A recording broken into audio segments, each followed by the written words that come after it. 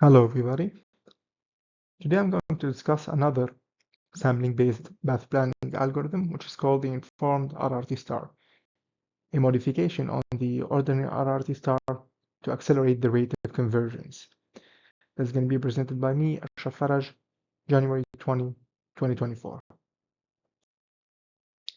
Now in this project, we're going to make a slight change. We're going to try to solve this problem of path planning on two different types of maps. Now, the left one is our usual go-to, in which we are going to plan a path between this node right here, the start, and the goal, trying to avoid only circular obstacles. Now, we're also going to add another map, which is the one here to the right.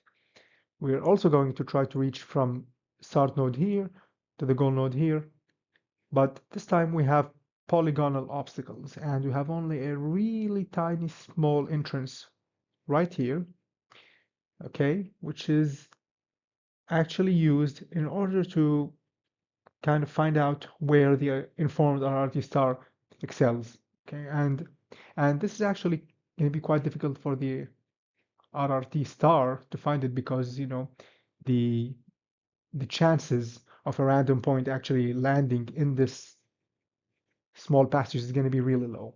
So this is just, to be able to kind of discern the differences between the two algorithms. So now we're going to try to discuss what is the intuition behind the informed RRT star algorithm. So first, assume that we just found a path to the goal with a certain cost, C best. Now we're going to try to enhance that path, and to that end, we're going to ask ourselves, what are some good areas to sample in the free space in order to get good candidates of points that can be used to make the path better? So the question is, what makes a point in free space a good candidate point to enhance the path? Now to answer that, we're going to define a function f as the following: fx is equal to the cost of p, where p is actually an optimal path from the start to the goal that is constrained to path through x. Now, it should be clear that we cannot actually find fx explicitly because finding fx would be equivalent to us solving the path planning problem. But it's just an idea to get a feeling of what are the good nodes. So based on that, we can say that the good points are the ones that satisfy that the function f at those points is smaller or equal than c best. That is, these are the points that actually lie on a path with a cost less than the best one that we found so far. Now this actually makes sense. But now, since we cannot find fx explicitly, we're going to try to find a conservative estimate. That is, an estimate that's actually less than fx. And with that, we can actually find the following function, which is the distance from x to start, which is a straight line, and then the distance from x to goal. Now, this function can actually be seen to be smaller or equal than fx, which is also smaller or equal than c best. So this means that if we just found the set of points that satisfy the magnitude of x minus start plus the magnitude of x minus goal are smaller or equal than c best, we're actually going to sample from points that we actually consider good candidates, because some of those points are actually on optimal paths with a cost less than the one we just found. So that's the whole intuition behind the informed RRT star. Just to make things clear, we need to understand what is the shape of this region that we just described earlier by the previous inequality. Well, for example, in the 2D plane, it can be seen that this set is actually an ellipse, okay, with its two focal points at x start and x goal, and the major diameter of the ellipse is going to be equal to c best, which is the best cost that we have just found so far. So the idea of the informed RRT star is that once we find a path with a cost c best, we're going to start sampling from this set right here, because we believe that they contain good candidate points to try to enhance the quality of the path. So now we're going to discuss the informed RRT star algorithm in detail. So as usual, we're going to initialize the nodes and the edges, then the tree, and then the cost array. And then we're going to repeat the following steps for a maximum number of iterations n max. So the first step here is that we are going to use a different type of sampling. We call it informed sampling, which takes the cost, the value of the cost at the goal index, okay, which is the optimal cost that we just found so far, reaching the goal index, and it's going to take the start and the goal nodes. Now, it should be noted that the informed sampling does not start only until we are assured that we found the goal. Okay, so before we find the goal, the informed RRT star behaves just like the normal RRT star. Once we find the goal, we switch on the informed sampling and start sampling from the the set that we just described in the earlier slide. Now the next steps are just identical to the classical RRT star. We find the neighbors within radius r, find the parent, we just rewire the tree locally, and then, as usual, if the newest node is in the goal region, we save the goal index and we indicate that we just found the goal so that we could start the informed sampling. And finally, we just return the path to the goal if it was found. So now we're going to discuss the informed sampling function in detail. Now this takes the cost at the goal index, the start, and the goal nodes. Well, first we make a few definitions. Cmin is the distance between the start and the goal in a straight line. Cbest is the cost at the goal index. And xcenter is a midpoint between the goal and the start nodes. First, we define a diagonal matrix that is defined as the diagonal of cbest on 2. And the rest of the elements are just the square roots of cbest squared minus tmin squared, all divided by 2.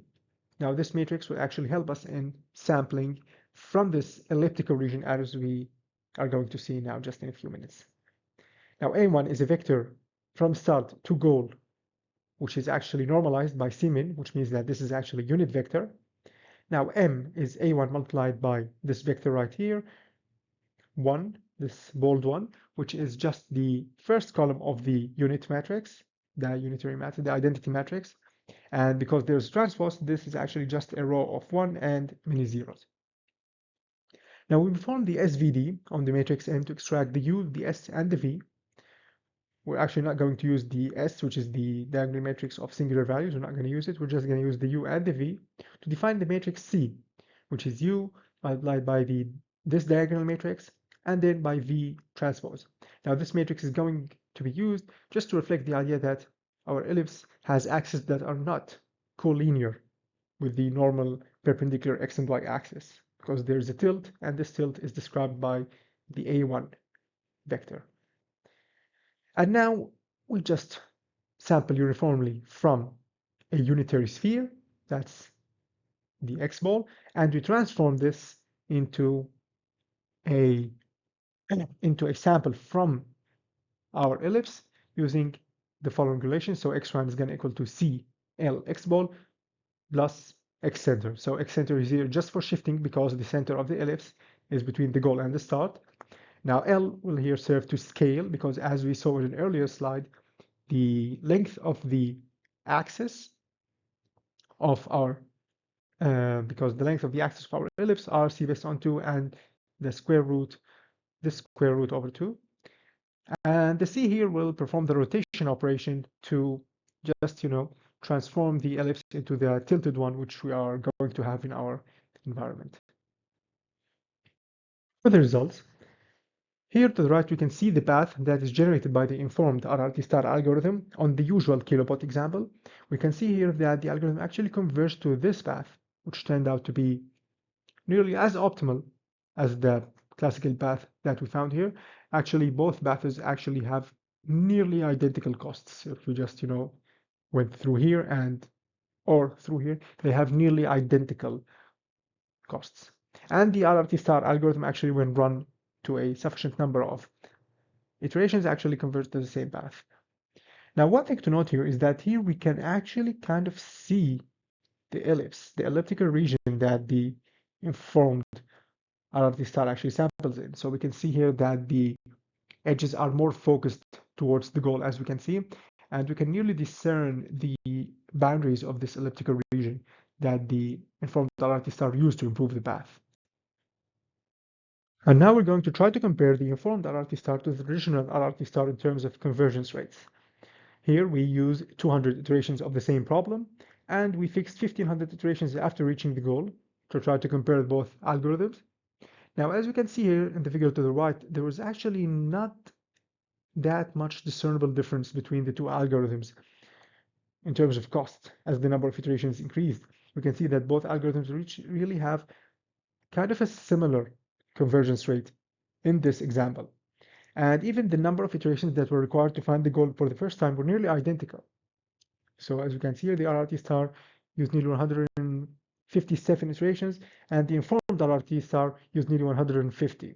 So we can say that on this map, there was actually no discernible difference in using the informed RRT star.